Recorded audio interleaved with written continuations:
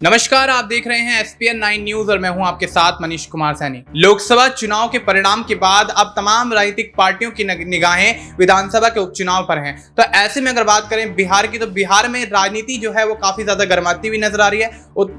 बिहार में पप्पू यादव जो है कहीं ना कहीं बीमा भारती का अब समर्थन करते हुए देखे जा रहे हैं। ऐसे में नीतीश कुमार की लेकर खबर आ रही थी कि नीतीश कुमार अपने बेटे निशांत कुमार को राजनीति के मैदान में उतार सकते हैं। तो क्या कुछ नीतीश कुमार प्लान कर रहे हैं कि आने वाले समय में विधानसभा चुनाव जो 2025 में बिहार में होने वाले हैं उसमें नीतीश कुमार क्या कोई बड़ी जिम्मेदारी अपने बेटे निशांत कुमार को देते हुए नजर आएंगे, या फिर कहीं अपनी गद्दी निशांत कुमार को तो नहीं सौंप देंगे? क्योंकि लोकसभा चुनाव के दौरान देखा गया था नीतीश कुमार और तेजस्वी यादव जब एक साथ मंच पर उतरे थे तो यहां पर तेजस्वी यादव के लिए नीतीश कुमार ऐलान करते हुए नजर आए थे कि अगर बिहार के बाहर कोई मुख्यमंत्री, हमारे बाद बिहार का कोई मुख्यमंत्री होगा तो वो तेजस्वी यादव होंगे। तो क्या तेजस्वी यादव के साथ दगा करने वाले हैं नीतीश कुमार? तो ऐसे में तमाम यहां पर सवाल खड़े होते हैं, क्योंकि बिहार की राजनीति में जो उबाल आता हुआ नजर आ रहा है उसको देखते हुए लगता है कि यहां पर रुपौली में जो विधानसभा चुनाव होने वाला है, उपचुनाव होने वाला है, उसको लेकर यहां पर नीतीश कुमार अपने बेटे को ये राजनीति के मैदान में उतार रहे हैं और आने वाले विधानसभा के चुनाव में भी यहां पर कोई बड़ी जिम्मेदारी अपने बेटे निशांत कुमार को देते हुए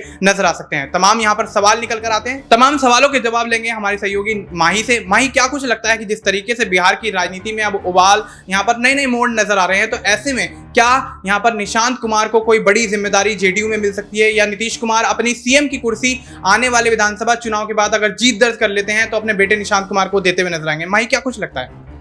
जी देखिए, बिल्कुल जिस तरीके से आपने पूरा समीकरण समझाया, लेकिन अगर पूरा मामला देखा जाए तो नीतीश कुमार ने हमेशा से परिवारवाद को दूर रखा है। और आप लालू प्रसाद की फैमिली को देख लीजिए, जिस तरीके से लगातार उनके परिवार का हर एक सदस्य लगातार अब राजनीति में एंटर करते हुए दिखाई दे रहा है। वहीं नीतीश कुमार ने अपने बेटे को राजनीति से दूर रखा, लेकिन अब वो शायद वक्त आ गया है, नीतीश कुमार भी अब ये चाहते हैं कि अब उनका बेटा राजनीति में एंट्री करे। और कहीं ना कहीं अब उनको बखूबी अच्छी तरीके से पता है कि जिस तरीके से मुख्यमंत्री का चेहरा वो बार बार बनते हैं, सरकार कोई भी जीते और किसी भी तरीके के सांसद और विधायक जीते, लेकिन मुख्यमंत्री नीतीश कुमार को ही बनना है और हर बार वो बनते हुए भी नजर आए हैं। आप देखेंगे बहुमत उनका केवल 2 बार आया, लेकिन मुख्यमंत्री के दावेदार वो अनेकों बार बन गए। तो ऐसे में ये जो पूरा समीकरण है वो कहीं ना कहीं अब नीतीश कुमार वो बिगड़ते हुए नहीं देखना चाहते। वो चाहते हैं कि उनका बेटा अब राजनीति में एंट्री करे। और जिस तरीके से आपने पप्पू यादव का जिक्र किया, तो बिहार की जो राजनीति है उसका कोई समीकरण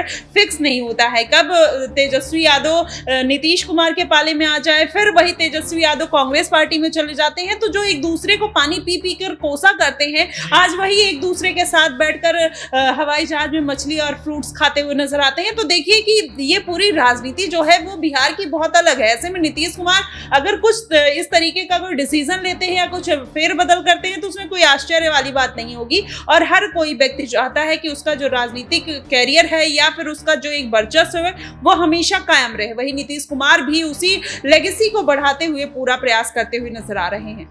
जी, तो यहाँ पर नीतीश कुमार अपनी लेगेसी को आगे बढ़ाने का प्रयास करते हुए नजर आ रहे हैं। और ऐसे में अब ये सोचा जा सकता है कि यहाँ पर नीतीश कुमार जिस तरीके से निशांत कुमार को अपने बेटे को राजनीति के मैदान में उतारने की यहाँ पर तमाम कोशिशें करते हुए नजर आ रहे हैं, लेकिन यहाँ पर हालांकि कोई अभी आधिकारिक बयान नीतीश कुमार की तरफ से या जेडीयू की तरफ से नहीं आया, लेकिन देखा जाए तो निशांत कुमार का कोई राजनीतिक वर्चस्व इतना मजबूत नहीं है, उनकी कोई यहाँ पर अच्छी पकड़ नहीं है राजनीति में। तो ऐसे में क्या माही, अगर विधानसभा चुनाव की बात करें, होने वाले जो विधानसभा चुनाव 2025 में जो होने वाले हैं बिहार में, तो उसमें अगर निशांत कुमार को कोई बड़ी जिम्मेदारी यहां पर दी जाती है, या नीतीश कुमार यहां पर संन्यास लेते हैं राजनीति से, या फिर मुख्यमंत्री पद से हट जाते हैं, तो यहां पर निशांत कुमार को अगर कोई जिम्मेदारी मिलती है, तो क्या निशांत कुमार कम अनुभव या बिना अनुभव के उस कुर्सी को या उस जिम्मेदारी को संभालने में कामयाब हो पाएंगे? देखिए, मुझे लगता है कि उनका एक राजनीतिक बैकग्राउंड है और उनके जो बेटे हैं निशांत कुमार वो काफ़ी स्थिर है। वो कहीं ना कहीं अपनी बातों को लेकर बहुत कॉन्फिडेंट, जब वो राजनीति में नहीं आना चाहते थे वो सबके सामने आते ही ये क्लियर करते हैं कि उन्हें राजनीति में कोई दिलचस्पी नहीं है, बस वो अपने पिता को सपोर्ट करने आए हैं। ऐसे में जब उनका थॉट ऑफ प्रोसेस था लोगों को बहुत पसंद आया, जनता कहीं ना कहीं ये बात सराहती हुई नजर आई। और नीतीश कुमार का जो बेदाग छवि है कहीं ना कहीं उसकी वजह से भी जनता उनको प्यार देती है। और जाहिर तौर पर उनके बेटे अगर राजनीति में उतरते हैं तो उनको भी उतना ही प्यार मिलेगा। लेकिन अगर पूरा बात किया जाए कि ये किसी प्लानिंग के थ्रू है, तो मुझे ऐसा नहीं लगता है कि अगर किसी प्लानिंग के थ्रू होता तो निशांत कुमार आज कहीं ना कहीं राजनीति में किसी पद पर बैठे होते हैं। लेकिन उन्होंने इस सब से दूरी बनाकर रखी, तो कहीं ना कहीं हो सकता है कि राजनीतिक कोई मजबूरी हो या नीतीश कुमार ये चाहते हो कि उनके अभी राजनीति छोड़ने के बाद निशांत कुमार उनकी जो वर्चस्व है, उनकी लेगेसी है, उसको संभालते हुए नजर आए। तो ये एक स्ट्रेटेजी हो सकती है और इसका फायदा जाहिर तौर पर आने वाले दिनों में निशांत कुमार को भी मिलता हुआ नजर आएगा। जैसे आप एक एग्जांपल रामविलास पासवान और चिराग पासवान का देखिए। चिराग पासवान बॉलीवुड बैकग्राउंड से आते हैं, लेकिन जब जरूरत पड़ी तो उन्होंने वो बैकग्राउंड छोड़कर कहीं ना कहीं राजनीति में वो सक्रियता निभाई। और राजनीति एक ऐसी चीज है जो आप सीखते हैं। वही राहुल गांधी को देख लीजिए, जब तक कांग्रेस पार्टी के सर पे उनके ऊपर हाथ था तब तक वो कुछ नहीं सीख पाए, लेकिन जो उनके ऊपर एक कहीं ना कहीं इनहेंस करते हुए खुद को नजर आए, वो भारत जोड़ो यात्रा के बाद कहीं ना कहीं उनका जो एक बात करने का तजुर्बा है वो बदलता हुआ नजर आए। लोगों को किस तरीके से प्रॉब्लम्स हो सकती है, सब कुछ देखने का तरीका बदल गया। तो निशांत कुमार जाहिर तौर पर आने वाले दिनों में उसी चीज को अगर बढ़ाते हैं, फॉलो करते हैं, जनता से जुड़े रहते हैं, तो जाहिर तौर पर वो भी एक बेहतर नेता के तौर पर बाहर निकल आएंगे।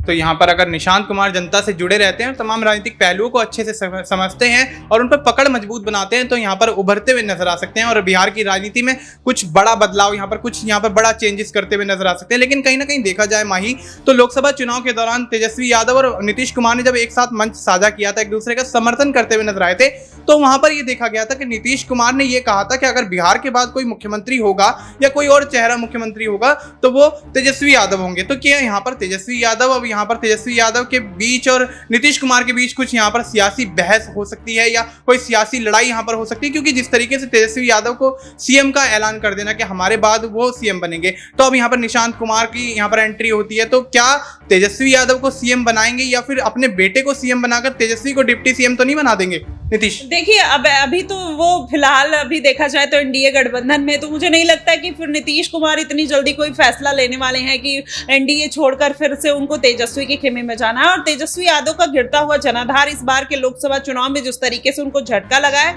माना ही जा रहा था कि इस बार उन्होंने जिस तरीके से पूरे दमखम के साथ बोला था कि खेला होगा, लेकिन कुछ ऐसा खेला देखने को नहीं मिला।